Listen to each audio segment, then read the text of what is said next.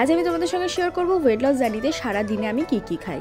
Overnight chia seeds আর dry ফ্রুটসটাকে soak করে রাখি আর খালি পেটে সেটাই কনজিউম করি। আজকে ব্রেকফাস্টে নিয়েছিলাম মাল্টিগ্রেন ব্রেড আর একটা পোচ।